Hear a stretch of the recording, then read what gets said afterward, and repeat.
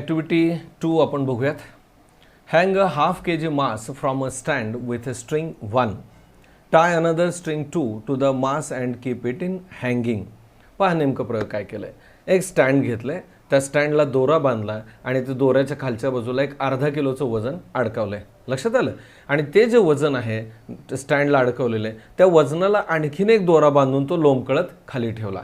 म्हणजे सिच्युएशन कशी झाली तर वरती दोरा आहे, मध्ये वजन आहे आणि वरचं दोरा स्टॉक स्टँडला बांधलं आहे आणि त्या वजनाच्या खालच्या बाजूला दोरा जो आहे तो लोंबकळता ठेवला आहे. त्यानंतर प्रयोग काय करायचा पहा. Now pull the string 2 with a jerk. तो जो खाली लोंबकळणारा दोरा आहे तो झटका मारून असा ओढायचा. परिणाम काय होईल. The string 2 breaks but the mass does not fall. जर आपण दोऱ्याला झटका देऊन तोडलं तर जो दुसऱ्या दोऱ्याचा तुकडा आहे तो तुटतो, पण वजन मात्र तसंच लोंबकळलेल्या कंडिशनमध्ये अडकून टांगलेलं तसंच राहतं. हे एक प्रयोगाचा भाग झाला. आता नंतर काय करायचं बघा. Heavy mass does not move. इथं काय घडलं तर मास हे स्टेशनरी राहण्याचा प्रयत्न करतंय. अचानक बल लावलं तर त्याच्यामध्ये बदल आपल्याला दिसत नाही. Heavy mass does not move. Now pull the string 2 slowly. नंतर काय करायचं, जो खालचा जो दोरा आहे तो आपण असं ताकद लावून ओढायचा प्रयत्न करायचा किंवा जे मास आहे ते ओढायचा प्रयत्न करायचा. म्हणजे काय होईल, जो वरचा दोरा आहे तो तुटतो. तो का तुटला. एक तर ते लावलेलं मास आहे आणि आपण ओढतोय म्हणजे फोर्स लावतोय, म्हणजे डबल फोर्स ॲक्ट झाला आणि त्याचा परिणाम म्हणतो दोरा वरचा जो आहे तो तुटेल. The string 1 breaks and the mass falls down. मग मात्र वजन खाली पडतं. So this is because the tension developed in the string 2 due to the mass. म्हणजे याच्यामध्ये काय झालं की एक तर वजन आणि आपण लावलेला फोर्स त्याचा परिणाम म्हणून तो दोरा तुटतो. नेक्स्ट आपण पुढच्या क्वांटिटीकडे जाणार आहोत, ते म्हणजे प्रेशर. आपण सुरुवातीला पाहिलं पहा मित्रांनो की फोर्स आणि प्रेशर या दोन क्वांटिटीबद्दल माहिती घेणार आहोत. तर त्यापैकी आत्तापर्यंत जी आपण माहिती घेतली ती फोर्सबद्दलची होती. आत्ता आपण बघणार आहे ते प्रेशरबद्दलची. ऑलवेज रिमेंबर, इथे एक बॉक्स दिला माहितीचा, आपण तो बघूयात. The tendency of an object to remain in its existing state is called inertia. पहा मगाशी आपण ही व्याख्या बघत होतो. इनर्शिया म्हणजे काय तर एखाद्या पदार्थाची स्थिर असेल तर स्थिर राहण्याची प्रवृत्ती किंवा गतिमान असेल तर गतिमान राहण्याची प्रवृत्ती म्हणजेच इनर्शिया किंवा जडत्व. So this is why an object in stationary state remains in the same state and an object in motion remain in the state of motion in the absence of an external force.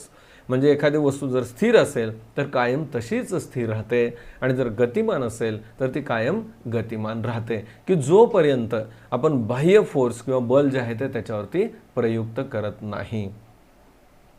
आता आपण बघूया ते म्हणजे pressure बद्दल. You must have observed the tires of a two-wheelers and the four-wheelers getting pressurized. पहा, आपण चाकामध्ये cycle असेल, गाडी असेल, टू व्हीलर, फोर व्हीलर हवा भरतो, बरोबर आहे. The air filling machine has a pressure indicating dial or a digital meter showing the digital reading of a pressure. हवा भरताना त्या गाडीमध्ये ज्या पाईपनं हवा भरली जाते त्यावेळेला तिथे एक डिजिटल मीटर असतं पहा, एअर प्रेशर, एअर गॉज म्हणतात, आणि ज्याच्या सहाय्यानं हवेचं प्रेशर जे आहे ते मोजतात. म्हणजे हवेचं प्रेशर मोजण्याचं साधन असतं हे आपल्याला माहीत आहे. The machine fills the pressure to a certain value. आपण त्या गॉजचा उपयोग करून, प्रेशर गॉजचा उपयोग करून किती हवा भरायचं हे ठरवतो. जास्त हवा भरणंही धोकादायक आहे आणि कमी असेल तरी ते योग्य नाही आहे. The machine feels the pressure to a certain value. You are aware that a force has to be applied for filling air in the bicycle tire with a hand pump. पहा, सायकलच्या चाकात जरी हवा भरायची असेल, बाहेर हवा भरपूर आहे, ट्यूबमध्ये पण हवा आहे, परंतु बाहेरची हवा आत केव्हा जाते ट्यूबमध्ये तर आपण फोर्सफुली ती हवा आत ढकलतो, प्रेशर लावतो, म्हणून त्या प्रेशरनं हवा आतमध्ये जाते. फरक लक्षात येतोय.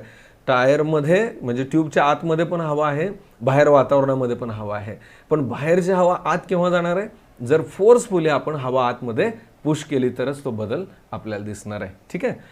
By applying force air pressure is increased. पहा, आपण हँडपंप असेल किंवा सायकलचा हवा मारायचा पंप असेल, दोन्हीच्याही बाबतीत ज्या ज्या वेळेला फोर्स लावतो त्यावेळेला हवा आतमध्ये भरण्याची ॲक्शन होते. And then the air is pushed in to the tyre. मगच त्या टायरमध्ये हवा भरली जाते. Are force and pressure related. आता ह्याच्यावर आपल्या काय लक्षात येत आहे की फोर्स आणि प्रेशर याच्यामध्ये काही सहसंबंध आहे का? नक्कीच आहे. तो काय आहे आपण ॲक्टिव्हिटीच्या आधारे बघणार आहोत. ठीक आहे. Next activity 3. Take us some sharp pointed nails and push them into a wooden plank by hammering on their heads.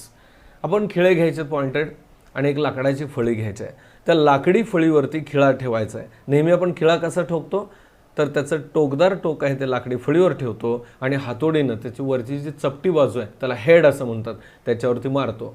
म्हणजे ज्यावेळेला आपण वरून फोर्स एक्झर्ट करतो मारणं हातोडीनं म्हणजे त्यावेळेला खिळा जो आहे तो फळीमध्ये आत घुसतो. बरोबर आहे. हे आपल्याला माहीत आहे. आता प्रयोग काय करायचं बघा. Now take a nail and hold it with its head on the plank and the hammer it down the pointed end. फळीवरती खिळा ठेवताना आता उलटा ठेवायचा आहे. उलटा म्हणजे कसं आहे तर त्याचं पॉइंटेड एंड वर ठेवायचं आहे आणि जे चपटं डोकं आहे ते फळीला चिटकवून ठेवायचं आहे आणि जे टोक आहे त्यावर हॅमरनं मारायला चालू करायचं आहे. खिळा घुसेल का आतमध्ये? नाही घुसणार. का घुसणार नाही तर त्याचं रिलेशन जे आहे ते फोर्स आणि प्रेशर याच्याशी रिलेटेड आहे ते आपण बघणार आहोत. So when pressing the drawing pins in to the drawing board they get in to the board easily. Drawing pin जे असतात ना आपण ड्रॉइंग बोर्डमध्ये असं दाब दिलं की घुसतात.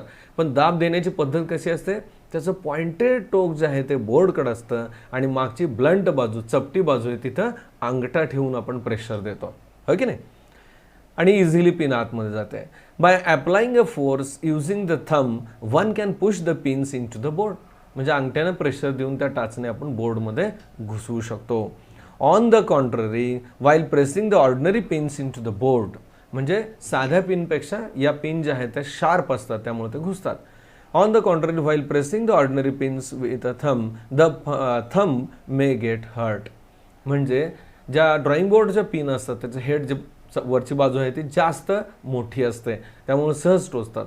पण रेग्युलर टाचणी जर आपण त्या ड्रॉइंग बोर्डमध्ये टोचवायचा प्रयत्न केला तर आपल्याला बोटाला इजा होण्याची शक्यता असते. त्यानंतर इथे एक बॉक्स दिला माहितीच्या त्याबद्दल आपण बघूयात. टाइप्स ऑफ इनर्शिया जडत्वाचे प्रकार. त्यातला पहिला प्रकार काय बघा. Inertia of the state of rest. म्हणजे वस्तू जी आहे ती स्थिर आहे आणि त्या स्थिरतेमुळं जडत्व आहे. म्हणजे त्या वस्तूची टेंडन्सी काय असणार आहे स्थिर राहण्याची असणार आहे. An object in the state of rest can not change its state of rest due to its inherent property. म्हणजे मूलभूत त्या वस्तूचा गुणधर्म आहे ती वस्तू स्थिर आहे स्थिर राहण्याचा प्रयत्न करेन आणि this property is called inertia of the state of rest. याला काय म्हणायचं inertia of a state of rest म्हणजे जडत्व स्थिरतेमुळे मिळालेलं आहे.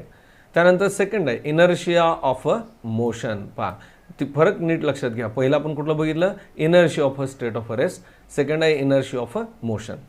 The inherent property of an object due to which its state of motion cannot change is called its inertia of motion. म्हणजे गतिमान वस्तू आहे स्वतःहून थांबत नाही ती गतिमान राहण्याचा प्रयत्न करते त्याला आपण काय म्हणणार आहे inertia of motion. For example a revolving electric fan continues to revolve even after it is switched off. बघा आपल्या घरामध्ये जो फॅन आहे सिलिंग फॅन आपल्याला असं वाटतं की आता मला फॅन बंद करायचा आहे. आपण उठून स्विच ऑफ केला बटन बंद केल्याबरोबर फॅन फिरायचा थांबतो का? नाही. तर तो काही वेळ फिरत राहतो. का तर तो गतीमध्ये आहे आणि तो गतिमान राहण्याचा प्रयत्न करतोय. काही वेळानं फ्रिक्शनमुळं त्याला होणाऱ्या अपोजिशनमुळं तो थांबतो. म्हणजे गतिमान अवस्था गतिमान राहण्याचा प्रयत्न करतो. बऱ्याच वेळेला आपण बसमधून टू व्हीलरवर प्रवास करतो. काही कारणानं कुणी आडवं आलं म्हणून जर ब्रेक दाबला ड्रायव्हरनी तर पॅसेंजर काय होतात किंवा आपण गाडीवर मागं बसलो असेल तर असं पुढं झुकले जातो. बरोबर आहे. हे असं का झालं तर आपली गतिमान अवस्था आहे ब्रेक दाबल्याचा परिणाम म्हणून बस थांबतीये पण आपली गती थांबती का नाही म्हणून आपण पुढं झुकले जातो. For example a revolving electric fan continues to revolve even after it is switched off. आता आपण पाहिलं passenger sitting in the running bus get a jerk in the forward direction if the bus suddenly stops. सांगितलं मी आता तुम्हाला बसला अचानक जर ब्रेक दाबला तर आतले प्रवासी पुढच्या बाजूला झुकले जातात. Directional inertia. आणि तिसरा एक प्रकार आपण बघणार आहे डायरेक्शनल म्हणजे दिशेशी निगडीत असणारे जडत्व. The inherent property of an object due to which the object cannot change the direction of its motion is called as a directional inertia. पहा, म्हणजे मूलभूत असा एक गुणधर्म वस्तूचा object due to which the object cannot change the direction of its motion, म्हणजे त्या एखाद्या वस्तूची गतिमानतेची जी दिशा आहे ती दिशा तो ऑब्जेक्ट स्वतःहून बदलत नाही, म्हणजे त्या दिशेतलीच मुवमेंट तो कंटिन्यू ठेवतो, त्याला काय म्हणायचं, directional inertia. For example, if a vehicle in motion along a straight line suddenly turns, the passengers sitting in it are thrown opposite to the direction of a turning. असं गृहीत धरा की आपण बसमध्ये बसलोय, प्रवास करतोय, काही कारणानं वळण आलं आणि ड्रायव्हरने लेफ्ट साईडला अशी बस जर वळवली, परिणाम काय होतो, तर बस डाव्या बाजूला वळते पण आपली दिशा पुढच्या बाजूला होती गतिमानतेची, त्यामुळे आपण उजव्या बाजूला झुकले जातो. लक्षात येते, म्हणजे अपोजिट डायरेक्शनमध्ये आपल्याला बदल किंवा हालचाल पाहायला मिळते. What does this simple experiment tell? या प्रयोगाने आपल्याला काय कळालं, मला वाटतं आता लक्षात आलं असेल आपल्या तुमच्या. The nail easily penetrates in to the wood from its pointed end. जे खिळे आहेत किंवा टाचणे आहेत त्याच्या टोकदार जी बाजू आहे तिथून पटकन ते लाकडामध्ये घुसू शकतात. From this, you will notice that when a force is applied on the head of the nail, it is easy to hammer it into the plank. म्हणजे टोकदार बाजू फळीवर ठेवून जर चपटी बाजू वरचं जे डोक्याची साईड हेड त्याच्यावरून हॅमर केलं तर आतमध्ये खिळा घुसतो. It is easy to cut vegetable fruits with a sharp knife. जर आपल्याला फळं किंवा भाज्या कापायच्या असतील तर जे चाकूच्या सहाय्यानं कापतो आपण सुरीनं, तो जो नाईफ आहे तो धारदार पाहिजे, त्याची जर धार नसेल तर कट होणं अवघड जात आहे. A blunt knife does not work here. आणि जर त्या सुरीला धार नसेल तर कट करणं होत नाही. व्हाय डज धिस हॅपन? हे असं का घडतं? लक्षात घ्या मित्रांनो, जो आपण फोर्स लावतोय तो फोर्स कमीत कमी एरियावरती जर असेल तर तो जास्त ॲक्ट होतो. जेवढी सरफेस एरिया वाढेल तेवढा फोर्सचा प्रभाव जो आहे तो कमी होतो. लक्षात येत आहे, म्हणजे सुरीला किंवा चाकूला जर धार असेल तर त्याचा जो कट करण्याचा सरफेस एरिया तो काय होणार आहे, कमी होणार आहे. त्यामुळं प्रेशर जे आहे ते जास्त ॲक्ट होईल. आता हीच माहिती आपण पुढच्या सूत्राच्या किंवा फॉर्म्युलाच्या मध्ये समजून घेणार आहे. The force exerted perpendicularly on a unit area is called as a pressure. प्रेशरची व्याख्या काय नेमकी? अ फोर्स, पहा नीट समजून घ्या, force exerted perpendicularly on unit area is called a pressure. एखाद्या वस्तूवरती परपेंडिक्युलर म्हणजे लंब दिशेनं प्रयुक्त केलेलं जे बल असेल त्यालाच आपण प्रेशर असं म्हणतो. आता याचा फॉर्म्युला कसा तयार होतो पहा. Pressure equal to force upon an area on which the force is applied. Force म्हणजे प्रयुक्त केलेलं बल भागिले area on which the force is applied. जेवढा पृष्ठभाग आहे त्याच्यावरती प्रयुक्त केलेला फोर्स, म्हणजे प्रयुक्त केलेला फोर्स भागिले सरफेस एरिया यांचा भागाकार म्हणजेच काय असणार आहे, प्रेशर. त्यानंतर आपण प्रेशर बद्दलची आणखीन माहिती घेतो ते म्हणजे युनिट ऑफ अ प्रेशर. या प्रेशर क्वांटिटीचं एकक काय? युनिट म्हणजे एकक. The SI unit of force is a newton. हे पक्का लक्षात ठेवा. एसआय युनिट जे आहे, एसआय युनिट त्यानंतर MKS, CGS अशा वेगवेगळ्या मापन पद्धती आहेत. त्यानुसार SIM सिस्टीम आहे, इंटरनॅशनल स्टँडर्ड. तर त्याच्यानुसार फोर्सचं जे प्रेशरचं जे युनिट आहे ते काय आहे, न्यूटन आहे. Area is measured in metre square. Area जे आहे ना, इथं आपण पाहतो फोर्सचं युनिट काय झालं, न्यूटन. त्यानंतर भागिले काय, एरिया. हे एरियाचं युनिट काय, मीटर स्क्वेअर. देअरफॉर म्हणजे इथं वर न्यूटन आणि भागिले एरियाचं मीटर स्क्वेअर, म्हणजे टोटल या प्रेशरचं युनिट काय होईल, तर न्यूटन भागिले मीटरचा square. Therefore, the SI unit of a pressure is Newton per meter square. हा जो पार्ट आहे पक्का लक्षात ठेवा. प्रेशरचं युनिट काय, newton per metre square. So it is known as pascal. आता हे जे न्यूटन मीटर स्क्वेअर आहे याच्यासाठी एक वेगळं नाव किंवा युनिटला नाव दिलं ते म्हणजे काय, पास्कल. प्रेशर मोजण्याचं जे युनिट आहे ते काय लक्षात ठेवणार तुम्ही, पास्कल. PA हा शॉर्ट फॉर्म आहे. In atmospheric science the unit of a pressure is a bar. Atmospheric science आहे ना, ज्याला वातावरणाशी निगडीत म्हणतो आपण, त्याच्यामध्ये या पास्कलसाठी जे नाव वापरलं आहे ते कुठलं आहे, बार. आता बार म्हणजे काय बघा, तर 1 बार इक्वल टू 10⁵ पास्कल. आता हे बार आणि पास्कल यातला रेशो काय, तर 1 बार म्हणजे हे मोठं युनिट आहे, त्याची क्वांटिटी कशाशी तुलना केली तर 10⁵ पास्कल किंवा PA. So pressure is a scalar quantity. पहा मगाशी आपण फोर्सबद्दल बोललो होतो. फोर्सला कसली क्वांटिटी म्हणालो होतो आपण, व्हेक्टर क्वांटिटी, बरोबर आहे. म्हणजे ज्याला मॅग्निट्यूड आणि डायरेक्शन लागते. परंतु प्रेशरच्या बाबतीत तसं आहे का, तर प्रेशर ही स्केलर क्वांटिटी आहे, म्हणजे अदिश राशी आहे, दिशेची आवश्यकता नाही. If area increases pressure reduces for the same force. पहा आपण जर फोर्स सेम ठेवला, हे वाक्य खूप महत्त्वाचं आहे. काय करतो इथं, इफ एरिया इन्क्रीजेस, जर एरिया वाढली प्रेशर रिड्यूसेस, म्हणजे उलट आहे. एरिया जर वाढली तर प्रेशर काय होतं, कमी होतं. फोर्स तेवढाच ठेवतो आपण, बदल करत नाही. And if the area decreases the pressure increases for the same force. पहा जर समजा एरिया आपण कमी केली, एरिया जर कमी केली तर प्रेशर काय होतं आहे, इन्क्रीज होत आहे. मला वाटतं शॉर्टकट लक्षात ठेवायला असं आहे, एकमेकांचे अपोजिट आहेत. एरिया वाढली प्रेशर कमी, एरिया कमी झाली प्रेशर जास्त. हे लक्षात ठेवण्यासाठी एक आयडिया सांगतो मी तुम्हाला, कायम बरोबर आपल्या परफेक्ट लक्षात राहील. एरिया आणि प्रेशरचं म्हणतो मी. आपण बऱ्याच वेळेला नळाला पाईप लावतो आणि पाणी देतो. पहा रस्त्यावरती किंवा दारात आपण गाडी धुतो, तर जर गाडी धुवायची असेल, नळाला पाईप लावला असेल, तर पाईपमधून पडणारं पाणी फोर्सफुली पुढे जातं का, नाही. जर प्रेशर कमी असेल तर जवळ पडतं. मग आपण लांब पाणी जावं म्हणून काय करतो, बरोबर आहे, त्या नळी जे आहे त्याच्या पुढं बोट लावतो, है की नाही, किंवा त्याला असं दाब देऊन त्याची एरिया जे आहे ते कमी करतो. म्हणजे ज्यावेळेला आपण बोट लावतोय म्हणजे काय करतोय, ज्या भागातून पाणी बाहेर पडतं त्याचा एरिया कमी करतो. एरिया कमी केल्यानंतर पाण्याच्या बाबतीत काय बदल दिसतो आपल्याला, येणारं पाणी तेवढंच प्रेशरचं आहे, पण बोट लावल्यामुळे एरिया कमी झाली आणि त्याचा फोर्स वाढतो, म्हणजे पाण्याचा फ्लो जो आहे तो लांबपर्यंत जातो. कळतंय, म्हणजे एरिया कमी केल्याचा परिणाम प्रेशरमध्ये काय झाला, तर प्रेशर वाढत आहे for the same force. Next, for example, due to natural adaptation the bottom surface of the camel's feet are broad. Camel म्हणजे उंट.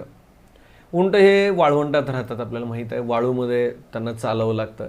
आणि साहजिकच वाळूमधून चालत असताना त्यांच्या पायाचा जो पृष्ठभाग आहे, तळवा, तो असा ब्रॉड असतो, मोठा असतो. तुम्ही पाहिलं असेल उंट, पहा आपल्या गल्लीमध्ये वगैरे येतात ना, 5 रुपये दिले की फिरून आणतात राऊंड मारून. तर त्या उंटाचं जर आपण नीट निरीक्षण केलं तर त्याचे पाय जे आहेत त्याचं ब्रॉड असतात. ते पाय ब्रॉड का आहेत किंवा पसरट का आहेत, तर त्याच्यामुळे एरिया वाढते आणि साहजिकच त्यांना वाळूमध्ये सुद्धा चालणं शक्य होतं. Hence the camel's weight is exerted on a large area, म्हणजे त्यांचं जे वजन आहे ते जास्त पृष्ठभागावरती विखुरलं जातं. And the pressure on the sand is reduced, आणि वाळूवरती पडणारं जे प्रेशर आहे ते काय होणार आहे, कमी होणार आहे.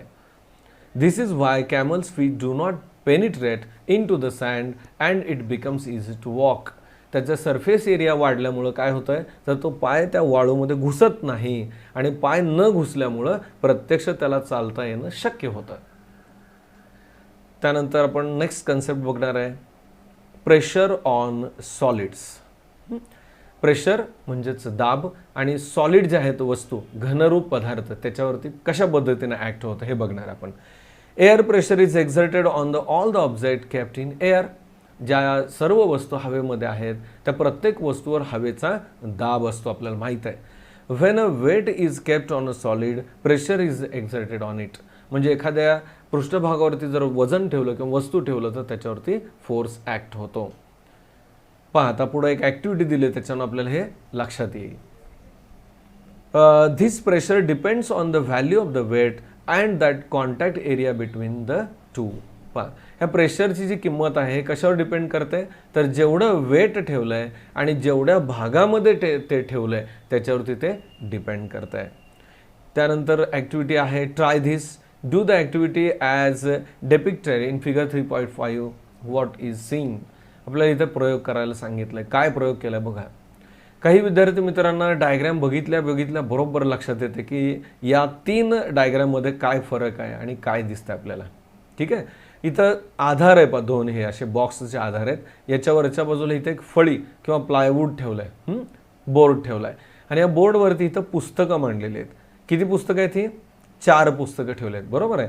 फक्त ठेवताना काय केलं आहे, तर ही पुस्तक एकमेकांच्या शेजारी ठेवलेत, बरोबर आहे. आता ॲक्च्युली 4ही पुस्तकांचा भार किंवा वजन म्हणजेच प्रेशर या फळीवरती ॲक्ट होतं आहे.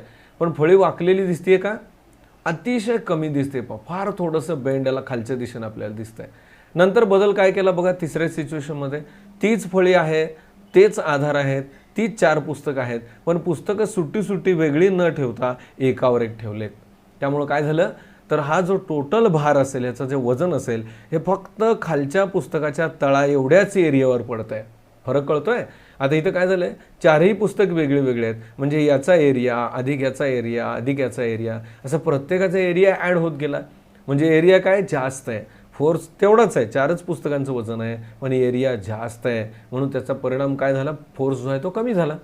आणि इथं काय झालं, एरिया कमी झाला आणि वजन जे आहे ते तेवढंच आहे, पण एरिया कमी झाल्यामुळं प्रेशर वाढलं. आणि प्रेशर वाढण्याचा परिणाम काय दिसतो आपल्याला, ही जी फळी आहे किंवा हा जो पृष्ठभाग आहे तो खाली दबलेला आहे. लक्षात येत आहे? म्हणजे एरिया आणि प्रेशर याचा कन्सेप्ट आपल्याला नक्की समजतोय. त्यानंतर इथं काही माहिती दिली आपण बघूयात. Use your brain power. You must have seen a vegetable vendor carrying a basket on her head. She keeps a twisted piece of a cloth on the head below the basket. How does it help? भाजीवाले आपल्या दारात विकायला येतात ना, भाजी आपण पाहतो, तर ती भाजीची जी पाटी आहे ती डायरेक्ट डोक्यावर न ठेवता ती भाजीवाली काय करते, तर एका कापडाची चुंबळ करते गोल, है की नाही, आणि ती डोक्यावर ठेवून वर पाटी ठेवते. काय घडतंय त्याच्यामुळं, ती जी पाटी आहे त्याचा वक्र पृष्ठभाग जर डायरेक्ट डोक्यावर पाटी ठेवली तर कमीत कमी सरफेस डोक्यावरती टेकतो आणि जे काही भाजीचं वजन असेल तर डोक्यावरती फोर्स ॲक्ट होईल आणि त्यामुळे त्रास होईल. पण जर चुंबळ खाली ठेवली कापडाची तर सरफेस एरिया वाढेल. त्यामुळं काय होईल, जो फोर्स असेल तो डिस्ट्रीब्यूट होईल आणि त्याचा परिणाम म्हणून त्रास होणार नाही. लक्षात येत आहे? म्हणजे आपण फिजिक्सच वापरतोय, भौतिकशास्त्र वापरतोय, पण हेच कशासाठी वापरतोय याचा विचार आपण बऱ्याच वेळेला करत नाही. आता त्या भाजीवालीला फिजिक्स येऊ द्या नाही तर नाही येऊ द्या, पण नक्की ती या तत्वाचा उपयोग करते. We cannot stand at one place for a long time. आपण एकाच ठिकाणी असं जास्त वेळ उभा राहू शकत नाही. How then can we sleep on a place for 8 and odd hours. पहा काय विचारलं आपल्याला, we cannot stand at one place for a long time. आपण एका ठिकाणी जास्त काळ थांबू शकत नाही. How then can we sleep on a place for 8 and odd hours. म्हणजे आपण एकाच जागेवरती मात्र 8-8 तास झोपू शकतो. त्याचं कारण काय लक्षात येतं का? पहा, आपण ज्यावेळेला उभारतो त्यावेळेला फक्त 2 पायावर उभारलं म्हणजे पायाचा जो तळभाग असेल तेवढ्याच एरियावरती प्रेशर पडत आहे, त्यामुळे आपल्याला ताण येतो. पण झोपतो त्यावेळेला आपण आडव होतो म्हणजे एरिया जो आहे तो जास्त होतो, डिस्ट्रीब्यूट होतो, म्हणून आपण जास्त वेळ झोपू शकतो. For skiing on a ice why are long flat ski used. आपण ते आय स्कीइंग बघितलं असेल ना, बर्फावरती जाणारे, तर त्याच्यामध्ये जे लाकडाचे सरफेस असतात ते मोठे मोठे वापरले जातात. त्याचं कारण काय, विचार करा, तुमच्या नक्की लक्षात येईल. त्यानंतर नेक्स्ट पॉईंट आपण बघणार आहे, प्रेशर्स ऑफ अ फ्लुइड. याच्यासाठी परत एक ॲक्टिव्हिटी दिली आहे, ते आपण ॲक्टिव्हिटी समजून घेऊयात. म्हणजे द्रवांच्या बाबतीत प्रेशरचं काय घडतं हे. Activity 1, take a plastic bottle. एक प्लास्टिकची बॉटल घ्या. Take a 10 cm long piece of a glass tube on which a rubber balloon can fitted. Warm up one end of the glass tube and gently push in the bottle at the about 5 cm from the bottom. See the figure 3.6. अतिशय simple प्रयोग आपल्या लगे लक्षात येईल. काय करायचं आहे, एक प्लास्टिक बॉटल घ्या. डायग्राम बघा, मी सांगतो इकडं म्हणजे लक्षात येईल. या प्लॅस्टिक बॉटलच्या खालच्या बाजूला एक प्लॅस्टिकची नळी इथं व्यवस्थित आतमध्ये बसवायचे इन्सर्ट करून. फार तर पत्र्याची नळी किंवा इतर तुम्ही वापरू शकता आणि छिद्र पाडून हे पक्क बाजूला वॅक्सनं वगैरे सील करायचं आहे. त्यानंतर ही बाजूला जोडलेली जी नळी आहे याच्यावरती फुगा बसवायचा आहे. फुगा रिकाम असणार, अर्थात नुसतं आपण अडकवणार आहे आणि तो पक्का बसवणार आहे. त्यानंतर काय करायचं आहे, या बॉटलमध्ये पाणी भरायचं आहे. मित्रांनो, काय परिणाम दिसेल, तर जसं जसं आपण पाणी भरू तसं भरलेलं पाणी जे आहे ते आतमध्ये इकडे जायला गेलं आणि हा फुगा फुगेल. म्हणजे आत येणारं जे पाणी आहे म्हणजे फ्लुइड आहे किंवा लिक्विड आहे, त्याचं प्रेशर हे फक्त बॉटलवरच आहे का, असं नाही आहे. तर बॉटलच्या इकडच्या इकडच्या इकडच्या अशा प्रत्येक भागावरती असणार आहे, तळामध्ये सुद्धा असणार आहे. आपण मुद्दाम बाजून लॅटरल साईडनं पाहतोय आणि याच्यामध्ये हे पाण्याचं प्रेशर जे आहे ते दिसतंय किंवा आपल्याला पाहता येईल. लक्षात येत आहे? हा प्रयोग आहे. To avoid water leakage apply molten wax on the side of the glass tube. जी ग्लास ट्यूब बसवली सोयीसाठी आपण प्रयोगाला फुगा बसवण्यासाठी काचेची नळी वापरू शकतो आणि लिकेज होऊ नये पाण्याचं म्हणून त्याला मेन वितळवून आपण बाजूला फिक्स करू शकतो. Now fill water slowly in the bottle and see how the balloon inflates. आता मी तुम्हाला सांगितलं प्रयोग तुम्हाला कळाला आहे. जर बॉटलमध्ये आपण पाणी भरायला सुरुवात केलं, जसं जसं बॉटलमध्ये पाणी येईल तसं तो बलून जो आहे तो इनफ्लॅट व्हायला लागेल म्हणजे फुगायला लागेल. What is observe? The pressure of water acts on the side of the bottle as well. जसं पाणी आपण आत होत आहे लघु बॉटलमध्ये, आपल्याला असं म्हणता येणार नाही की पाण्याचा दाब जो आहे तो फक्त बॉटलच्या तळाशी आहे. जर तळाशी फक्त दाब असता तर बाहेरच्या बाजूला जो बाजूला बसवलेला फुगा आहे तो फुगला नसता. म्हणजे आतल्या लिक्विडचा जो फोर्स आहे किंवा दाब आहे तो सर्व बाजून आहे हे आपल्या लक्षात येत आहे. त्यानंतर आणखीन एक ॲक्टिव्हिटी आपण करणार आहोत, अतिशय सोपी आणि इंटरेस्टिंग आहे. पहा काय दिलं ॲक्टिव्हिटी 2 मध्ये. मला वाटतं हे वाचण्याच्या आधी ह्या डायग्रॅमच्या आधारे आपण समजून घेऊ. काय केलं पहा, एक पाटी किंवा असं पसरट भांडं आहे. या भांड्यामध्ये परत आत्तासारखीच एक प्लॅस्टिकची बॉटल ठेवली आहे. ठीक आहे, पाणी पितो ती बॉटल आणि ह्याला इथं 1, 2 आणि 3 नंबर दिलेत ना, इथं एकदम छोटे छोटे छिद्र पाडायचे आहेत सुईनं. ठीक आहे, अतिशय छोटी छिद्र पाडायचे आहेत आणि त्यानंतर ही छिद्र बंद ठेवायची आणि वरती पाणी ओतायचं. ज्या वेळेला पण ही छिद्र उघडी करू किंवा नाही बंद केली तरी चालेल, ज्या वेळेला आपण हे पाणी ह्या बॉटलमध्ये भरू त्यावेळेला काय होणार आहे, साहजिकच या प्रत्येक छिद्रामधून ओपनिंगमधून पाणी बाहेर येणार आहे. पण बाहेर येणाऱ्या पाण्यामध्ये एक फरक आपल्याला पाहायला मिळेल. तो काय फरक आहे हे आपल्या दृष्टीने खूप महत्त्वाचं आहे. पहा इथं 1, 2 आणि 3 नंबरचं छिद्र आहे. यातल्या तळातलं जे छिद्र आहे 1 नंबर, याच्यातून बाहेर पडणारं पाणी हे जास्त लांबपर्यंत जात आहे. पहा 2 नंबरमध्ये कमी आहे आणि 3 मध्ये आणखीन कमी, म्हणजे अगदी बॉटलच्या जवळ पडत आहे. बरोबर आहे, म्हणजे हे पाणी जास्त लांब जातं. याचा अर्थ काय झाला की या बॉटलमध्ये असणाऱ्या पाण्याचं प्रेशर हे खालच्या बाजूला तळाकडं जास्त आहे. समजतंय? म्हणजे या लिक्विडचा जो फोर्स आहे किंवा जे प्रेशर असेल, फोर्स म्हणण्यापेक्षा हा जो लॅटरल साईडला जे आहे बाजूला, हे तळामध्ये जास्त आहे आणि वरच्या बाजूला कमी आहे. हे या प्रयोगामधून आपल्याला लक्षात येईल. म्हणजे level and pressure of a liquid हा कन्सेप्ट आपण समजून घेत आहे. लेवल म्हणजे पाण्याची पातळी आणि त्या पाण्यानं एक्झर्ट केलेलं जे प्रेशर असेल ते. बघूया आता काय करायला सांगितलंय. Take a plastic bottle, pierce it with a thick needle at the points 1 to 3 as shown in the figure 3.7. Plastic bottle घ्या, डायग्राममध्ये दाखवल्याप्रमाणे इथं 1, 2, 3 अशी छिद्र पाडा. Fill water in the bottle up to the full heights. पूर्ण bottle भरून त्यात पाणी घ्या. As shown in the figure water jets will be sent emerging. Jet म्हणजे फवारा. फवाऱ्यासारखं असं पाणी या छिद्रामधून बाहेर यायला लागेल, तिन्हीमधून पण. The water jet emerging from the hole at the top will fall closest to the bottle. वरच्या बाजूला जे छिद्र आहे त्यातून पडणारं पाणी अगदी जवळ पडत आहे. बरोबर आहे. त्यानंतर पहा, the jet from the lowest hole falls furthest from the bottle.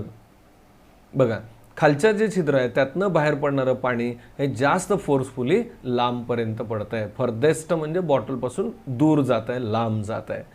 Also, jets coming out from the 2 holes at the same level fall at the same distance from the bottle. आता जर समजा आपण आणखीन काही प्रयोग केला, या ठिकाणी या उंचीला जे छिद्र आहे याच उंचीवर इकडं एक असं जर छिद्र पाडलं तर त्याच्यातून येणारं पाण्याचे प्रेशर सेम आहे असं आढळतं आहे. म्हणजे प्रेशर डिपेंड कशावर करतं आहे तर लेवलवरती डिपेंड करतं, हे आपल्याला लक्षात येईल. What is understood from this? काय कळालं? जे आता मी सांगितलं ते. At any one level the liquid pressure is the same. हे आपल्याला लक्षात घ्यायचं आहे. काय लक्षात घ्यायचं आहे? Any one level the liquid pressure is the same. ह्यातलं सेम जे आहे ते खूप महत्त्वाचं आहे. म्हणजे लेवल जर सारखी असेल तर तिथं प्रेशर जे आहे ते सारखं आहे. Also the pressure increases at the depth of the liquid increases. म्हणजे जशी या पाण्याची पातळी आपण विचारात घेऊ खालची तसं तळाशी प्रेशर जास्त असतं, हे आपल्याला समजून घ्यायचं आहे. त्यानंतर नेक्स्ट पॉईंट आपण एक बघणार आहोत ते म्हणजे गॅस प्रेशर. गॅसच्या बाबतीत प्रेशर असतं आपल्याला माहीत आहे. सायकलच्या चाकामध्ये हवा भरतो, 2 व्हीलर 4 व्हीलरमध्ये आपण हवा भरतो आणि त्याचा परिणाम म्हणून टायर आपल्याला फुगलेलं दिसतं. फुग्याच्याही बाबतीत ते फक्त ते गॅसचं प्रेशर कसं ॲक्ट होतं हे आपण बघणार आहे. If a balloon is inflated by filling air by mouth. It inflateds on all side. फुग्यात जर आपण तोंडानं हवा भरली तर तो सर्व दिशेनं फुगतो. याचा अर्थ आत गेलेली हवा फुग्याच्या आतील सर्व बाजूनं ॲक्ट होते किंवा कार्य करते, दाब निर्माण करते, हे आपल्याला समजून घ्यायचं आहे. If a pin hole is created in the balloon, air leaks out and the balloon does not inflate fully. जर समजा एक छिद्र पाडलं फुग्याला फुगवण्याच्या आधी आणि मग जर फुगवायला सुरुवात केली तर तो फुगा फुगेल का? नाही फुगणार. का? तर जी हवा असेल ती छिद्रातनं बाहेर पडेल, त्यामुळे फुगा फुगला जाणार नाही. It is realized that, like a liquid, gas also exerts a pressure on the wall of the container in which it is enclosed. म्हणजे पाण्याच्या बाबतीत आपण प्रयोग केला की पाणी भरलं की बाजूला येतंय, फुगा फुगतोय. म्हणजे पाणी ज्या वस्तूत भरलेलं आहे, ज्या भांड्यात भरलंय, त्याला आतून प्रेशर क्रिएट करतं हे आपल्याला कळालं. सेम त्याच पद्धतीनं लिक्विडसारखंच गॅसेससुद्धा ज्या कंटेनरमध्ये असतील त्याच्या आतून हे फोर्स किंवा प्रेशर एक्झर्ट करतात, हे आपल्याला समजून घ्यायचं आहे. All gases and liquids have a common name, fluid. आपण आता इथून पुढे एक लक्षात घ्यायचं आहे की गॅस असेल किंवा लिक्विड असेल तर त्यासाठी एक कॉमन शब्द वापरणार आपण फ्लुइड. कुठला शब्द वापरणार आहे? Fluid. Fluid in a container exert a pressure from within. म्हणजे कुठलंही फ्लुइड असेल, अर्थात गॅस किंवा लिक्विड, तर ज्या कंटेनरमध्ये असतील ते त्याच्या आतून ते फोर्स एक्झर्ट करतील किंवा प्रेशर एक्झर्ट करतील. On the walls and the bottom of the container. म्हणजे तळात आणि सर्व बाजूला ते प्रेशर एक्झर्ट करतात. A fluid enclosed in a container exerts is pressure equally in all direction at a point within the fluid. बघा, ह्यात आणखीन काय महत्त्वाचं लक्षात घ्यायचं आहे? A fluid enclosed in a container exerts its pressure equally in all directions. म्हणजे सर्व दिशेनं ते जे प्रेशर आहे ते सारखंच प्रयुक्त करतात at a point within the fluid. म्हणजे एखाद्या ठिकाणी सर्व बाजूनं सारखा फोर्स जो आहे तो एक्झर्ट केला जातो. ठीक आहे, इथपर्यंतचा भाग मला वाटतं आपल्या सगळ्यांना क्लिअर असेल.